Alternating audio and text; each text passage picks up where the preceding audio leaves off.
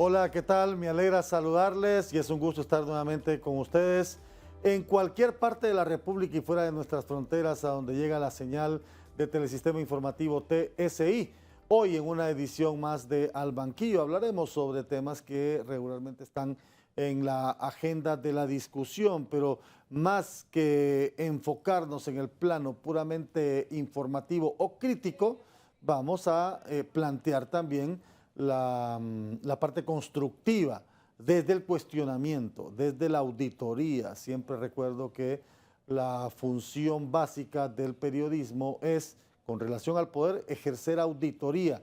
Y mientras más lejos del poder, es mucho mejor, porque se desarrolla más ampliamente esa visión crítica. Hablaremos sobre la parálisis legislativa, la conflictividad a nivel institucional, luego de que el canciller de la República ha enviado una respuesta a una nota que había sido formulada por el fiscal adjunto, hoy fiscal por ley Daniel Cibrián. La nota de la Cancillería le responde que no reconoce su gestión al frente del Ministerio Público y eso ya genera alguna discrepancia institucional en materia de intervención, en materia judicial y en materia administrativa. Hoy mi invitado es el reconocido profesional del derecho, profesor universitario, constitucionalista, el abogado Octavio Pineda, a quien doy la bienvenida y es un gusto saludarle. Gracias, Aldo, un placer estar con Siempre un placer saludar y platicar. Gracias, muy amable. Es profesor universitario en la Facultad de Derecho. ¿Hace cuánto tiempo ya? Ya 34 años. ¿34 años? Sí, ya toda la vida. Sí, sí, sí. Y en Pero este momento, contento del espacio. ¿qué clase está impartiendo? Estamos impartiendo Derecho Constitucional, Introducción al Estudio del Derecho, Historia de las Ideas Políticas y de la Constitución. Y ahora hay mucho tema para dialogar sobre el tema constitucional. Claro, desafortunadamente, porque los temas no son agradables para el pueblo hondureño y no es beneficioso lo que está sucediendo. Cuando yo llevé constitucional, porque es una de las clases que en el plan de estudios de periodismo se comparte, yo la llevé justamente en la Facultad de Derecho. Excelente. Porque antes se impartían las clases de Derecho en la Facultad de Periodismo, en la Escuela de Periodismo. Correcto. Pero yo preferí llevar en la Facultad de Derecho para coincidir con estudiantes de esa carrera y de repente tener otra visión. Y enriquece más el aprendizaje. En una sección como de 120. Sí, es que el problema de la universidad siempre ha sido ese, ¿verdad? Afortunadamente ahorita se ha mejorado bastante en lo que respecta al número de estudiantes, pero siempre hay cosas en las que podemos mejorar. Es cierto que el criterio que usted puede poner 10 constitucionalistas, 5 defendiendo un punto y 5 defendiendo otro, y al final los dos parecen que tienen razón, ¿otro grupo? Como los sofistas. Lo que pasa es que como el derecho es una ciencia de interpretaciones, se da mucho en el tema jurídico que las personas tengan visiones diferentes sobre qué es la ley y cómo se aplica y qué significa cada una de ellas. Sin embargo, cuando la ley es taxativa, cuando la ley es clara, no da lugar a muchas interpretaciones, sino que precisamente a lo que se refieren. ¿Qué es lo que está pasando ahora, por ejemplo?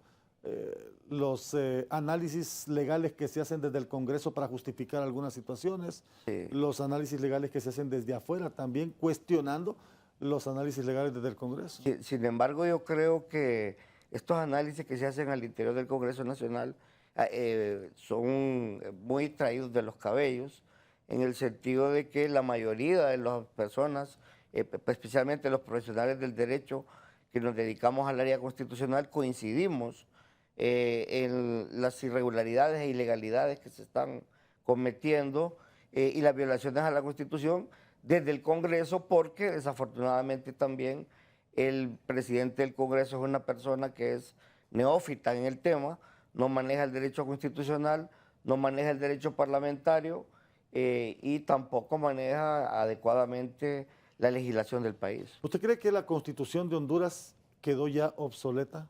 Me parece que no. Yo siempre hablo de este tema en mis clases, en el sentido de que el problema no es la Constitución de Honduras. La Constitución de Honduras, de las 16 que hemos tenido a lo largo de nuestra historia, es la que más ha perdurado, más de 40 años. Si hacemos comparaciones, por ejemplo, la Constitución americana tiene más de 200 años y solo tiene 11 artículos y 25 enmiendas. Así que para mí el problema no es que la Constitución esté desfasada, porque además el 95% de su articulado se puede reformar. Solo son los pétreos, que son 11 artículos, los irreformables, y por lo tanto la Constitución se puede ir adaptando a los cambios que ha venido sufriendo la sociedad. Y esos pétreos, particularmente en el tema de alternabilidad del poder y la forma de gobierno, son vigentes, son necesarios hoy en día en un sistema global que ha ido evolucionando y que hay quienes consideran que esos pétreos más bien perjudican la estabilidad social y democrática del país? Yo creo que hay que retrotraernos a los años 80, 81, 82, cuando fue discutida y aprobada la Constitución, en el sentido de que las condiciones sociopolíticas de aquella época requerían, porque veníamos de 18 años de gobiernos militares, establecer dentro del texto constitucional limitantes para que las Fuerzas Armadas no volvieran a tomar el poder, porque había muchos rumores en esa época de que los militares querían dar un golpe de Estado. Entonces, los constituyentes fueron sabios en ese sentido, y además yo creo que para darle mayor estabilidad al sistema de gobierno y a la forma de gobierno del país, era necesario que se convirtieran esos artículos en pétreos, sobre todo si consideramos que en la historia de Honduras, desafortunadamente, los caudillos políticos históricamente derrocaban a quienes estaban en la presidencia y elaboraban una constitución a su medida. Y por eso es que tenemos tantas constituciones en Honduras, debido a esa inestabilidad política. Con la Constitución del 82 se logra de alguna manera esa estabilidad política, fortalecer la democracia, que aunque tiene sus imperfecciones, es el mejor sistema que conocemos para dirimir nuestras diferencias políticas e ideológicas. Ya son 40 años, 41 años con esta Constitución. 41, exacto. Es la que más ha durado de las 16. O sea que eso nos debe decir algo. Y yo siempre remarco en mis clases, el problema no es que la Constitución sea mala, el problema es que quienes están obligados a cumplirla no la cumplen, sí. Empezando porque ostenta el Poder Ejecutivo. Y si las autoridades no las cumplen... Es un mal ejemplo.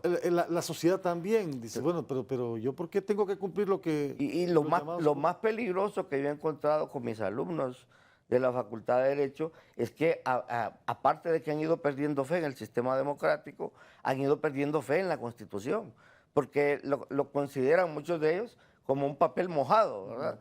Precisamente porque los presidentes, sobre todo los últimos, han procurado o han violentado la Constitución y no ha sucedido nada. No ha habido un castigo, que la misma Constitución señala, pero que no se ha perseguido por los organismos operadores de justicia. Honduras no está listo para, aunque la reelección ahora aquí ya se puede dar al margen de la Constitución porque ya se dio, pero ¿está listo Honduras para una reelección, para un gobierno continuo o de repente un gobierno alterno, que aparezca un expresidente y diga yo quiero volver a aspirar? Yo tengo sobre ese punto dos reflexiones. Una, desde mi punto de vista personal, no creo que ningún presidente haya hecho lo suficiente para merecerse una reelección. Y dos, el problema de las reelecciones en Latinoamérica y el problema del poder en general, y usted lo sabe bien, es que quien ostente el poder se termina enamorando del poder, sí, y quiere asaltar el poder desde el poder mismo. Y es lo que estamos viendo ahorita, por ejemplo, y lo que vimos con Juan Hernández, que inclusive violentó el estatuto del Poder Judicial, sacando los magistrados de la Sala de la Constitucional para poner amigos de él que le permitieran una reelección ilegal e inconstitucional a todas luces. E igual camino se está tomando con esta administración. Un dilema legal de repente, porque es motivo de análisis de repente en algunas cátedras y particularmente en la de constitucional. El poder de decisión está en la soberanía popular al momento de llegar a una elección. Así es. ¿Qué pasa? ¿Cómo entender o cómo equilibrar cuando una vez hecho gobierno se ampara en el poder delegado por la población a través de la urna y la ley? En el sentido de que si la mayoría de la gente, ponga el ejemplo de lo que pasa en El Salvador ahora, por ejemplo. En El Salvador hay un dilema ya, nuevamente como el que nosotros vivimos, con el tema constitucional. Pero las encuestas, que más del 90% de la gente dicen que vuelva Bukele. Sí, correcto. Al margen de que la ley Lo prohíbe. lo prohíbe. ¿Cómo equilibrar eso en una sociedad como las nuestras, por ejemplo? Bueno, primero, que es un tema que también toco en mis cátedras, es el tema de la legitimidad de origen y la legitimidad de ejercicio. Un gobierno puede ser legítimo porque surgió de elecciones más o menos transparentes y por la voluntad popular mayoritaria, pero en sus ejecutorias puede violentar todo aquello que primero que propuso en el proceso electoral y segundo que está establecido en las leyes, porque no podemos olvidar que en el artículo 1 de nuestra Constitución lo primero que se señala es que somos un Estado de Derecho. Y un Estado de Derecho significa que tanto los gobernantes como los gobernados están sometidos a la ley y no pueden ir más allá de las atribuciones que la ley le otorga. Entonces, en ese sentido, es una cuestión de cultura política de la misma clase política o de la falta de cultura política o de cultura democrática, porque quien entiende democráticamente cómo funciona el sistema no se atreve en ningún país del mundo a quererlo violentar. Y si lo hace, sufre las consecuencias. Lo estamos viendo, por ejemplo, ahorita en los Estados Unidos de América. Donald Trump está procesado por más de 35 delitos, porque pretendió simplemente subvertir la forma de gobierno que tiene esa gran nación. Entonces, yo creo que aquí hay que primero enseñarle al ciudadano, desde la escuela, desde el colegio, en la universidad, el respeto irrestricto a la ley. Y con eso también provocar en la ciudadanía lo que los americanos llaman accountability, o sea, la rendición de cuentas y la transparencia que debe tener quienes ostentan el poder. Y aquí juega un papel muy importante el Congreso Nacional y la oposición. ¿Por qué? Porque la oposición en todo país democrático, en toda democracia funcional, es indispensable para controlar los abusos del poder. Y el Congreso Nacional, aparte de su función primordial de crear las leyes, tiene una función de control del poder ejecutivo y del poder judicial. De hecho, es de los tres poderes el que más funciones tiene en ese sentido. Y por lo tanto es consustancial al hecho de que una democracia deba ser funcional el hecho de que los poderes sean independientes. Y eso es lo que lastimosamente no pasa en Honduras. Con este preámbulo vamos a ir a la pausa y vamos a regresar para dialogar, seguir dialogando con el abogado Octavio Pineda aquí en Al Banquillo. Volvemos. De regreso al Banquillo a través de Telesistema Informativo. Dialogamos con el abogado Octavio Pineda, ha sido dirigente de muchos años en el Partido Liberal. No ha sido diputado todavía, ¿verdad? Fui una vez diputado en el periodo de Pepe Lobo. En el periodo de Pepe Lobo. Sí, en la oposición, obviamente. ¿Cómo ve la parálisis, esta parálisis legislativa?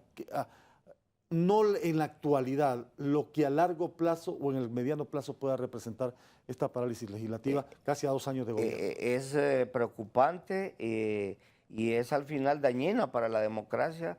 Y yo incluso digo que es dañino hasta para quienes ejercen el poder, porque el poder legislativo, desde mi punto de vista, si tuviera que haber un poder superior a todos los demás, tendría que ser el poder legislativo o tiene que ser el poder legislativo, porque ahí se toman las decisiones más trascendentales del país. Ahí se aprueba el presupuesto, ahí se aprueba la legislación que se aplica a todos los ciudadanos, ejerce las funciones de control de las que yo mencionaba de los otros dos poderes, una variedad de actividades que están señaladas en la Constitución, 45 funciones de las cuales solo se puede delegar una, que es la toma de la promesa constitucional.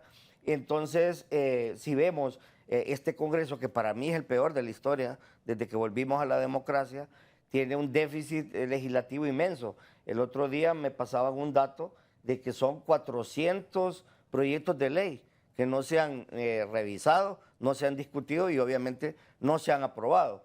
Falta la revisión del Código Penal, que unos llamaron Código Penal de la Impunidad, los mismos que están en el gobierno. Falta, que tiene que darse este año, debería darse en esta legislatura. Igual la ley de justicia tributaria, las reformas constitucionales desde el punto de vista electoral, que son indispensables. Pero que si no se dan en esta legislatura ya difícilmente ya no se dan. La ley de empleo por hora, que hay una propuesta ahí del Partido Liberal, reformando la antigua ley, y así otro tipo de legislación que es indispensable para que el Estado progrese. Mientras hay contratos que deben ser aprobados por el Congreso, empréstitos que deben ser aprobados por el Congreso. Entonces hay una parálisis que afecta no solo al legislativo, sino que afecta al ejecutivo, al judicial y afecta a la sociedad en general, porque al final está como detenida en el tiempo el progreso de Honduras. Esta inactividad legislativa pone en riesgo su estabilidad institucional. Sí, claro que sí.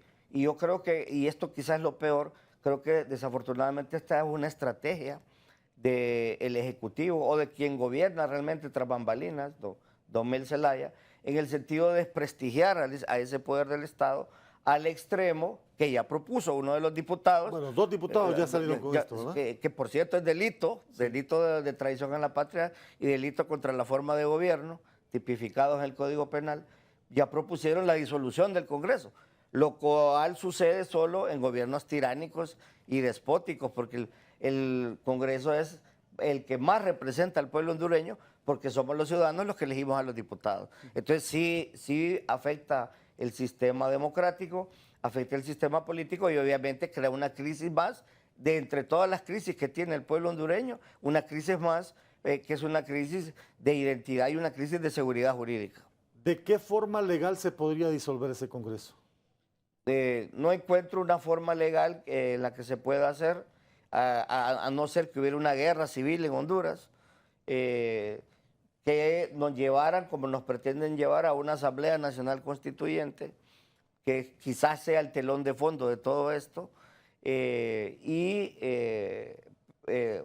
tomando en consideración que lo que está pasando en el Congreso ahorita precisamente destruye la imagen del Congreso frente a los ciudadanos, que se lograra o que lograran imponer una consulta precisamente en el sentido de disolver el Congreso. Pero desde el punto de vista estrictamente constitucional, no hay manera de hacerlo. Porque cuando usted ya ve y escucha declaraciones en ese sentido, Claro. de diputados del partido de gobierno, Claro. usted dice, bueno, no creo que sean simplemente opiniones muy personales. Algo hay ahí en la parte Los política. mandan a preguntar para ver cuál es la reacción, ¿verdad? Eso es lo que se llama popularmente un globo sonda. Pero es una gran irresponsabilidad, yo le he mencionado a otros compañeros suyos, el hecho de que sea un diputado del Congreso Nacional electo por la ciudadanía el que manifieste que el Congreso debe ser disuelto. Eso en una sociedad seria, en otro país con leyes reales que se aplican realmente, ya hubiera sido desaforado y procesado penalmente. Cuando usted tiene una junta directiva muy enfocada en un solo tema, que es el del fiscal, que seguramente nos va a llevar más tiempo todavía porque sin acuerdo va a ser más complicado. Muy enfocada en eso y olvidándose del resto de la agenda legislativa, se vuelve cómplice también de estos rumores, de estos globos sondas que surgen en ese sentido. Claro, porque el silencio, en particular el silencio de quien encabeza el Congreso, de Luis Redondo, es un silencio cómplice. Y yo creo que parte del problema está ahí. La persona que está encargada del Congreso, yo no le digo presidente porque para mí su elección fue ilegítima, es el encargado del Congreso nada más, no tiene la capacidad ni mental, ni profesional, ni espiritual, ni la tolerancia de vida, ni la capacidad de consensuar requerida en un presidente del Congreso, que debe ser un amigable componedor. El diputado Redondo es un diputado más, quien realmente toma las decisiones es el Pleno del Congreso. Él es un primo inter pares, como se dice en latín, es decir, primero entre iguales, pero solo para el hecho de dar la palabra y de gestionar la administración del Congreso. No es que el presidente está por encima de los otros diputados. Y el hecho de que él sea quien obstruye, por ejemplo, volver a las sesiones del Congreso, porque es por culpa de él que no se ha vuelto, porque no convoca sesiones, raya con lo delictivo en primer lugar y es contrario a toda función que debe cumplir un presidente del Congreso Nacional. Creo que ese antecedente de la Junta Directiva es el que detiene la posibilidad de una autoconvocatoria, porque tienen tienen la mayoría de diputados para hacer una autoconvocatoria desde la oposición. Claro.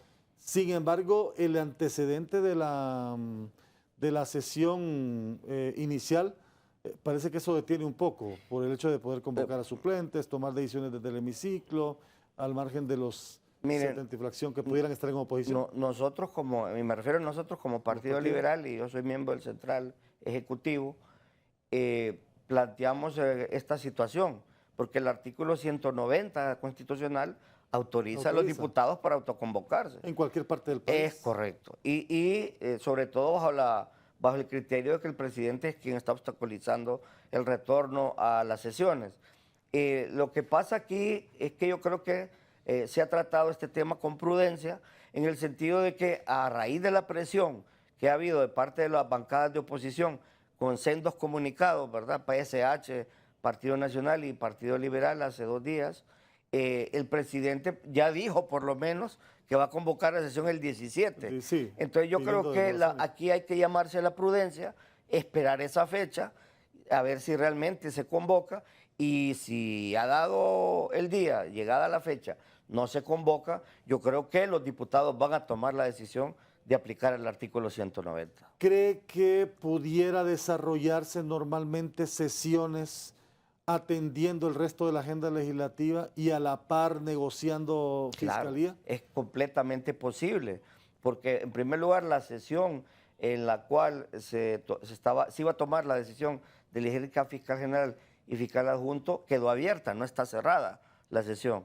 Puede continuarse con el resto de la agenda y dejarse ese punto hasta el final, o se puede trabajar también por medio de las sesiones extraordinarias para tocar temas puntuales. Sí, que la extraordinaria solo es un tema puntual, exacto. Pero podríamos ir avanzando con varias sesiones extraordinarias también, por ejemplo, sobre diversos temas. El presupuesto que ya está en el Congreso y que es indispensable, votar, porque si no, no se mueve el país y no se hace la inversión que se debe hacer en todas las áreas en que la administración pública está involucrada. Y además porque es una obligación constitucional el estudiar, discutir y aprobar el Congreso cada año, cada legislatura. ¿El presupuesto puede discutirse en una sesión extraordinaria? Sí, claro, sí, claro que sí.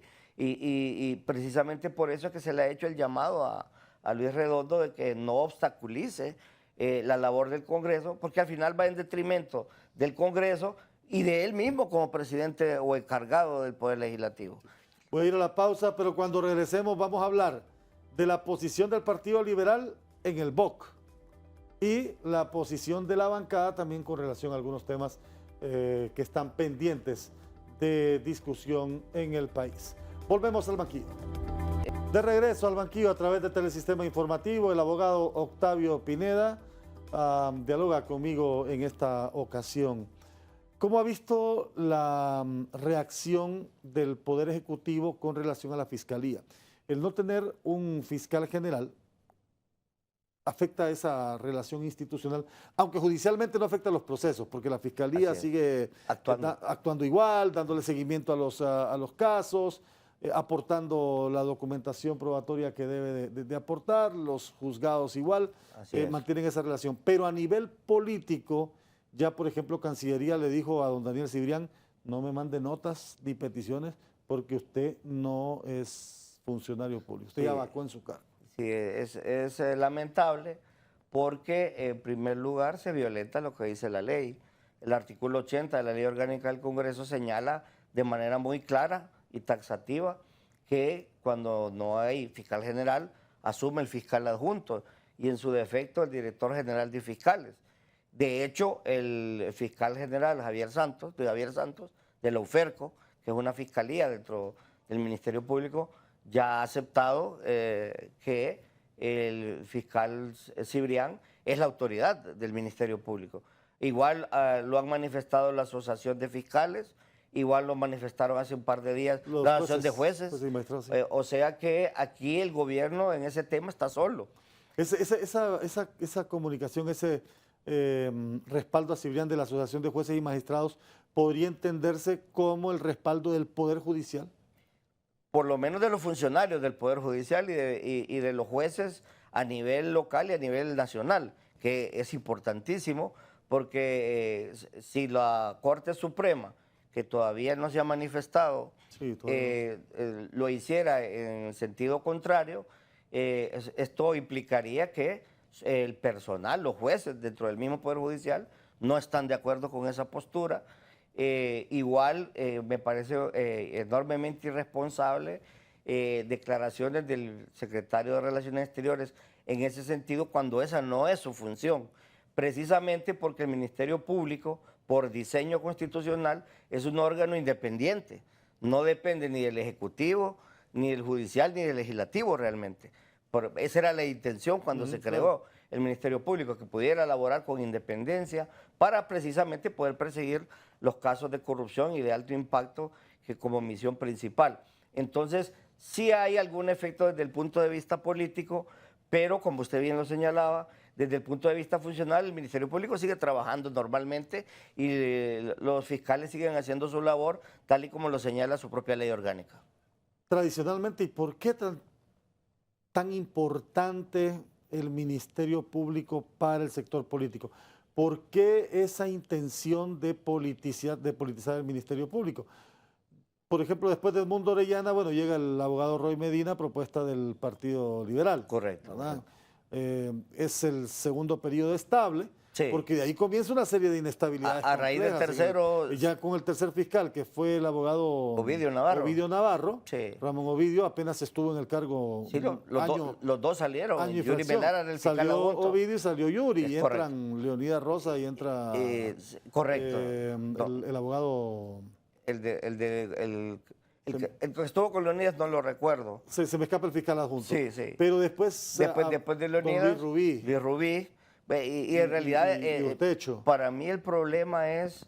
Obligados a renunciar con una comisión. También renunciaron, ¿verdad? Para mí el problema es precisamente eso que usted señalaba. Se politizó el tema del Ministerio Público cuando la intención al momento de crearlo era más bien mantenerlo lejos de la política. Y precisamente por eso los políticos o la clase política estaba o está interesada en controlarlo, porque si usted lo revisa bien, el Ministerio Público puede convertirse en una herramienta política para perseguir a aquellos que opinan diferente o que están en contraposición a las acciones que se toman en el Ejecutivo y en los poderes del Estado. Entonces, obviamente, sucedió de manera muy clara con Juan Hernández, por ejemplo, que instrumentalizó el Ministerio Público y prácticamente lo tuvo callado bajo su poder, y igual quiere ser libre con la elección del actual fiscal general y fiscal adjunto, aún cuando no tienen el voto de la mayoría de las bancadas de oposición. Entonces, sí es un problema de que se haya politizado el Ministerio Público, y yo creo que una vez superado el tema de la elección, hay que hacer una revisión profunda de la ley orgánica e inclusive del mismo texto constitucional para procurar blindarlo y que pueda cumplir su función adecuadamente. Sí, y ¿hacia dónde deberían ir estas reformas, por ejemplo, a la ley del Bueno, primero yo creo que... Yo no sé si funcionaría la propuesta del mismo Luis Redondo, en el sentido de preguntarle a la gente quién quiere de fiscal. No creo que funcione, por ejemplo. Me parece más bien, sería para mí un retroceso más bien, porque se volvería más política la elección. Claro, y todo lo que ha llegado para tener una junta proponente, que igual también algunos hablan de reformar la estructura de la junta proponente. Yo voy más por ahí, yo voy más por el hecho de que hay que reformar el sistema de selección. Por ejemplo, hay una irregularidad en este proceso, y es que la junta proponente distribuyó porcentajes a los 5 candidatos. Y una vez que esa propuesta llegó al Congreso Nacional, el Congreso hizo una nueva evaluación basada en saber en qué criterios. Sin conocerse la rúbrica. La rúbrica de la Junta Proponente ya sabía. Sí. Exacto. Pero el orden de aparición de 1 a 5 de la Junta Proponente se transformó a otro ya en la evaluación del Congreso. Y fue tan evidente que quien se beneficia es quien el partido de gobierno pretende imponer como fiscal general. Entonces, eso no puede suceder. En la que envió la Junta Proponente, él creo que era el cuarto. Era tercero.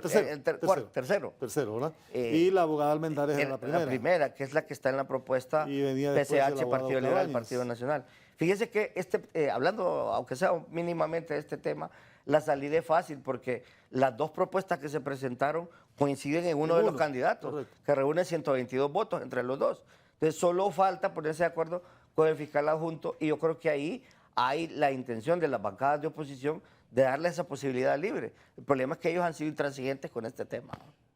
¿Reformar la estructura de la Junta o reformar el reglamento? Reformar las dos cosas, la estructura y el reglamento. Me parece que la estructura puede ampliarse, ser un poco más democrática en ese aspecto, porque se deje participar a más organizaciones de la sociedad y también reformar el reglamento, inclusive dentro de ese reglamento se podría establecer ese tema de los porcentajes, ¿verdad? Porque en realidad el tema de los porcentajes es un tema que no está regulado en el sentido de que quien se manda al Congreso Nacional en ese listado debería ser electo quien obtenga la mayor nota, como sucede con la abogada Dina Almendares, porque se premiaría aquí la meritocracia.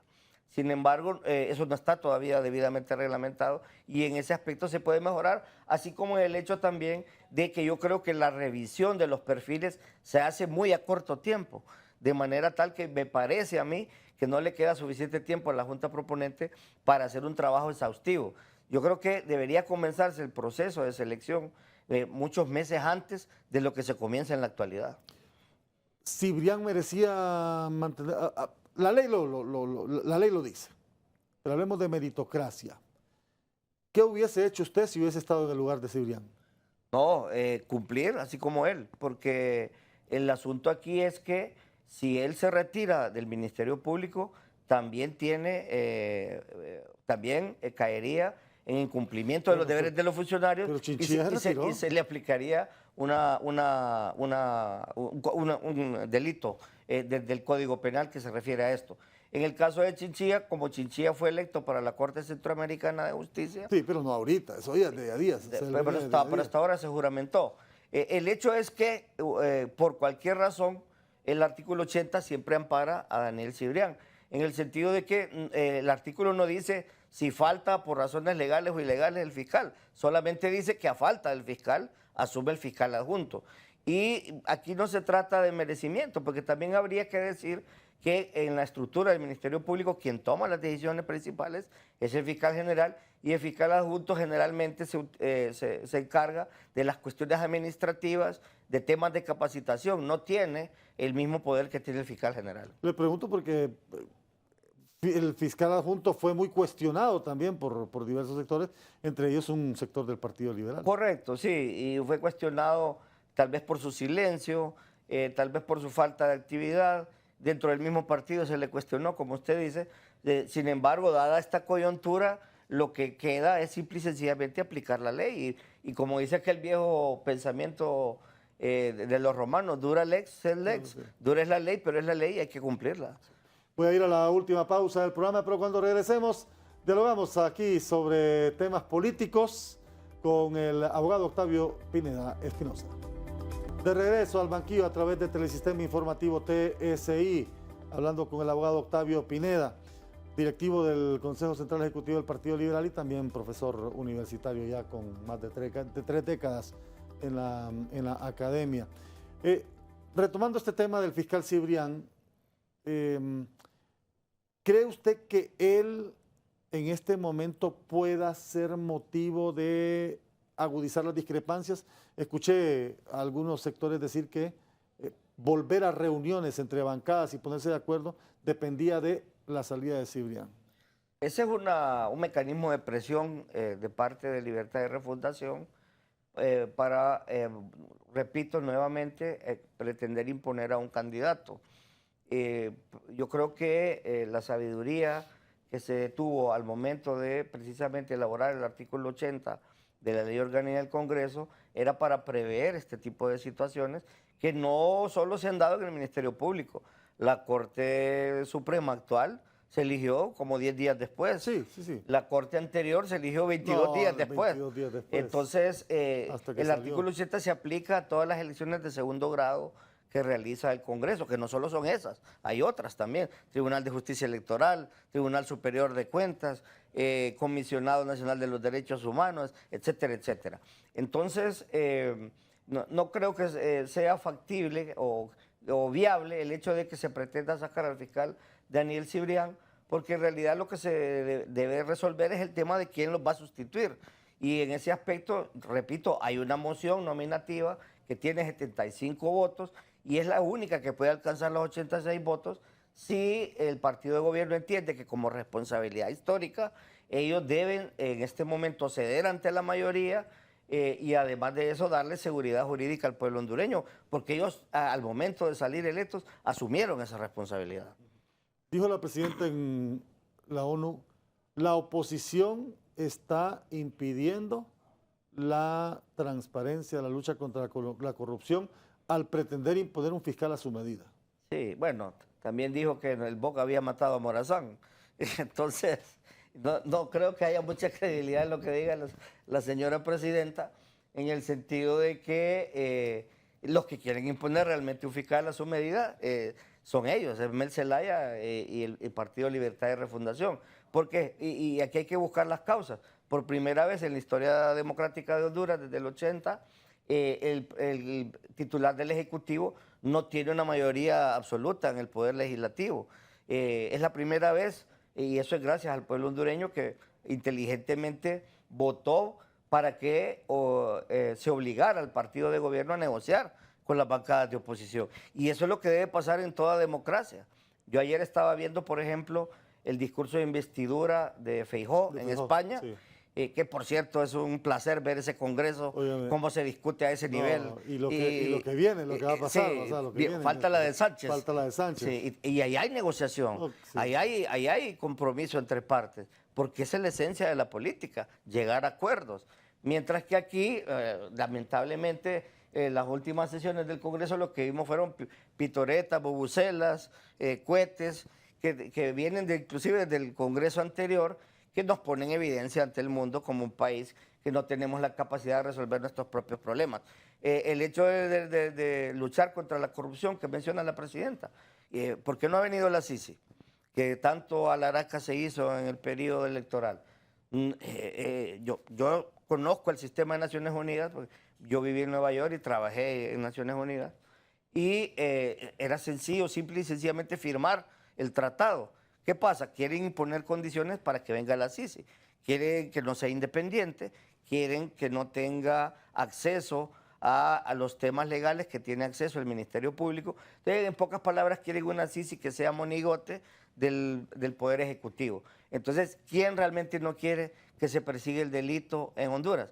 No creo que sea la oposición. De la oposición podrán haber 2 o 3 diputados que han salido embarrados en temas de corrupción, de todos los partidos, por cierto, que no estén de acuerdo, que tengan temor. Pero yo le aseguro que ahorita, en este momento, la mayoría de las bancadas prefieren que funcione adecuadamente el Ministerio Público, y por eso es indispensable que en este tema de pesos y contrapesos no tenga el poder del Ministerio Público quien ganó las elecciones, y prefieren también que si viene la Sisi sea un organismo independiente. El BOC, el papel del Partido Liberal en el BOC. Mire, nosotros iniciamos en ese proceso como observadores inicialmente. Ahí hay 2 representantes, el licenciado José Luis Moncada y doña Marcia Facusé, que a las quienes se les dio un mandato de parte del Central, les dimos un mandato, primero de ir a escuchar y después de proponer una agenda que sea de carácter nacional. De hecho, nosotros hicimos posteriormente a esa reunión del BOC un llamado como partido a un gran diálogo nacional, que nos parece es la verdadera salida, porque en ese gran diálogo nacional no solo estarían partidos políticos, sino que estarían organizaciones de la sociedad civil, organizaciones empresariales, las organizaciones de los trabajadores, en fin, todo el espectro organizacional y social del país en ese gran diálogo nacional. Hasta este momento se ha mantenido el partido como observador, como oyente, y todavía no hemos tomado en el Central Ejecutivo la decisión definitiva de si participar directamente en él o no. Y le explico por qué. En primer lugar, porque desde el punto de vista de los miembros del Central, y en este caso desde mi punto de vista particular, las personas que se han tomado la libertad de representar al BOC quizás no son las más adecuadas, no son los interlocutores más válidos, porque son personas cuestionadas en el reciente pasado por actividades reñidas con la ley, y me refiero particularmente a los que representan al Partido Nacional, y por lo tanto eso deslegitima de alguna forma ese bloque de oposición, aunque en toda democracia funcional la oposición es indispensable para controlar los abusos del poder. ¿Surge del Partido Nacional el BOC? Me parece que es una iniciativa de Salvador Narrala en inicio, pero que ha querido hacer suya el Partido Nacional. Y es ahí donde el Partido Liberal, por lo que, lo que hemos sufrido en el reciente pasado, tenemos nuestras observaciones, en el sentido de que es mejor traer al BOC y a que nos represente y a los voceros caras nuevas, liderazgos nuevos, y que los que actualmente han estado en el BOC representándolo se hagan a un lado y le permitan a esa nueva generación representar ese bloque de oposición que yo creo que es importante y que eventualmente el partido va a tener que acompañar. ¿Ve usted al Partido Liberal yendo en un bloque de oposición a las próximas elecciones? Es una posibilidad. Nosotros, y aquí hay que ser claro, después de la última elección, ninguna persona que aspire a ser presidente de la República va a ganar por sí solo y solo con su partido. Se va a necesitar siempre una gran coalición de partidos y de grandes sectores de la sociedad, y eso es lo que pretende el Partido Liberal, encabezar una propuesta de todos los partidos de oposición, grandes y pequeños, y de grandes sectores de la sociedad. Encabezar se refiere a que... en una fórmula presidencial. El candidato surge del Partido Liberal. Así es una fórmula presidencial. ¿Y tiene candidatos del Partido Liberal para liderar una fórmula? En este momento no han surgido todos los candidatos que vayan a surgir, porque todavía estamos a más de un año de la elección interna. Hay algunos que han manifestado su voluntad de ser los candidatos. Me parece que de los que se han manifestado, pues ninguno tiene todavía el peso específico como para representar a todo el partido, porque aquí se necesita un candidato que represente o que sea potable para todas las facciones. Y yo creo que ese candidato puede estar en algunas de las personas que se han mencionado, pero que todavía no han manifestado su intención de participar. ¿Ve al Partido Liberal aliado con Salvador Narrala? Es posible, me parece. Que Salvador encabece una fórmula en el partido. No, desde el punto de vista que él encabece, dudo mucho que se pueda dar. Dudo mucho precisamente por lo que ha sucedido en el transcurso del tiempo con el ingeniero Narrala, y porque el partido cree que en esta oportunidad quien tiene el chance histórico de llegar al poder, porque es quizá el menos cuestionado de los partidos, porque el Partido Nacional está muy debilitado y va a seguir siendo golpeado por el tema de las extradiciones, y Libre se ha desprestigiado estrepitosamente, entonces eso nos abre una posibilidad. El problema del ingeniero Narrala es que él nunca tuvo estructuras y no las tiene. Las estructuras las tiene el Partido Liberal y por lo tanto podríamos hacer una alianza con él, pero obviamente tendría que cabezarla un liberal. Pero el Partido Liberal viene a menos cada vez. En la fórmula presidencial. Viene a menos. Sí, definitivamente. Menos, la última elección. Claro, el señor 350.000. Sí. O sea, la peor cantidad de votos en el Partido Pagamos Liberal. un precio y precisamente por eso es que tenemos ese cuidado con lo del BOC, porque pagamos un precio muy alto, por ejemplo, y yo siempre ataqué y cuestioné esto, el hecho de que algunos de los diputados o varios de nuestros diputados sirvieron de comparsa para decisiones del Partido Nacional en estos 12 años y le hicieron un daño terrible al partido. El mismo candidato que tuvimos en la última elección, con todo el respeto que se merece, le hizo un daño al partido por la situación jurídica que le había pasado. Y además el hecho de que haya todavía secciones, facciones internas dentro del partido que no han logrado limar esas asperezas, nos llama a todos los liberales a reflexionar en el sentido de que quizás tenemos que poner un candidato que sea potable para todas las fuerzas políticas internas. Si se van solos... No ganamos. No, decir que no, eso es lógico. Sí, sí, el otro era partido más fuerte del país, hoy está en reconstrucción. Dicen algunos a punto de desaparecer incluso. Si no tomamos las decisiones inteligentes que debemos tomar, que yo creo que en este momento las estamos tomando en la vía adecuada, podría también el partido salir afectado en un proceso electoral. Pero yo creo que más allá de eso y de que estamos tomando las decisiones correctas, el partido se va fortaleciendo y lo que queda es consolidarlo. Y eso se va a lograr con un candidato que sea potable para todos los liberales. Y lo han hablado así a nivel de la estructura del Central Ejecutivo, de repente buscar la posibilidad de encabezar una planilla en ese BOC. Hasta ese extremo todavía no se ha planteado como decisión del Central. Lo hemos comentado, obviamente, entre los miembros, que sería, que sería lo ideal. ¿De quién apoya? Mire, de los que están, de los candidatos que se han manifestado hasta este momento, los respeto a todos, les reconozco su liberalismo, a Quintín Soriano, al doctor Mario Noé Villafranca, que también se ha mencionado, a Rafael Canales, que es el presidente del colegio, es mi amigo personal.